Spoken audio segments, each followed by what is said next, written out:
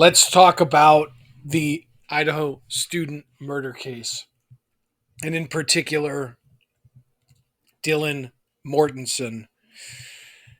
The spotlight has been brought back to Dylan, and this time, the person asking questions on why Dylan Mortensen, one of the roommates of the four slain students, didn't call the police.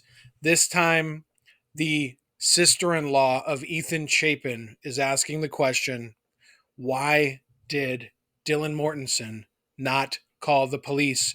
And the sister in law of Ethan Chapin drops some information that we have not heard yet, information that has not been made public. We're going to get into it all. A family member of murdered University of Idaho student Ethan Chapin has questioned why the roommate who survived the slayings didn't call the police.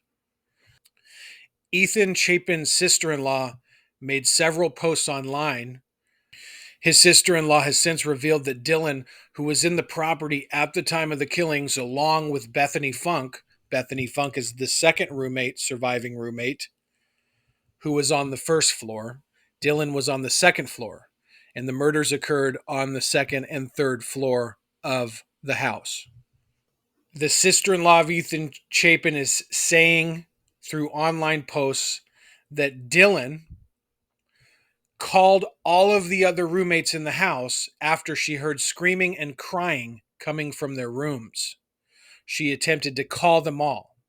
The sister in law of Ethan Chapin said on an online post, Dylan supposedly called all the girls in the house after the crying and screaming stopped and no one answered, and she still didn't call the police. Yes, I hope it will come out what Dee heard.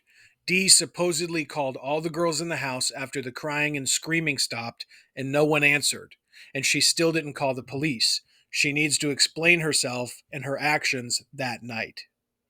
When questioned about who did call the police, she added that the 911 caller was a friend who went in because Dee called him to come over because she was scared from what she heard in the night. He went into Xana and Ethan's room first, then called 911. When D and B didn't call the police once is the question. Why D and B didn't call the police once is the question. D being Dylan, B being Bethany.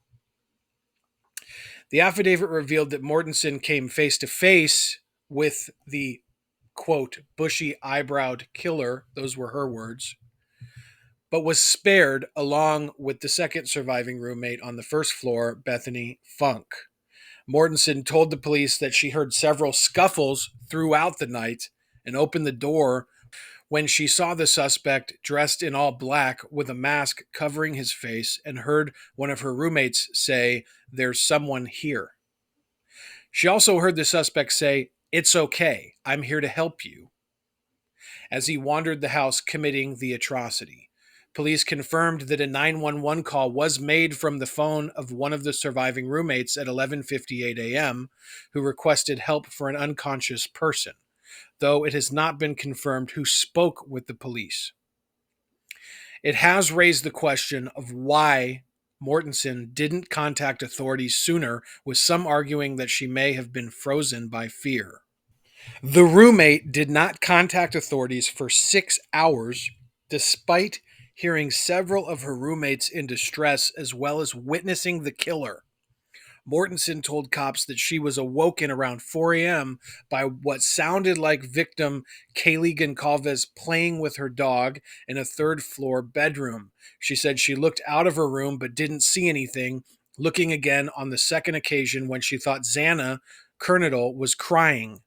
Mortensen stated she opened her door for the third time after she heard the crying and saw a figure clad in black clothing and a mask that covered the person's mouth and nose walking toward her. After the man moved toward her, she said that she remained in a frozen shock phase as he continued past her but let her survive. The online discussion also dissected where the bodies were found, with the relative adding that both Xana and Ethan were found in her room.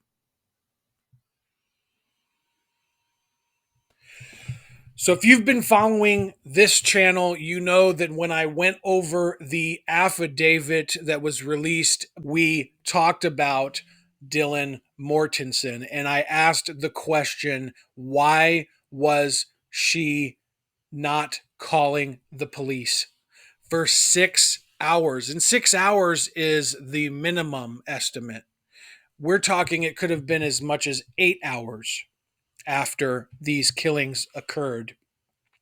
She did not call the police. She didn't call for help. Instead, we're finding out through Ethan Chapin's sister-in-law that she called the other roommates in the house, none of whom answered, and then Dylan proceeded to call other friends outside of the house who came to the house at a later time. Why is Dylan not being questioned on this? Why did she not call the police?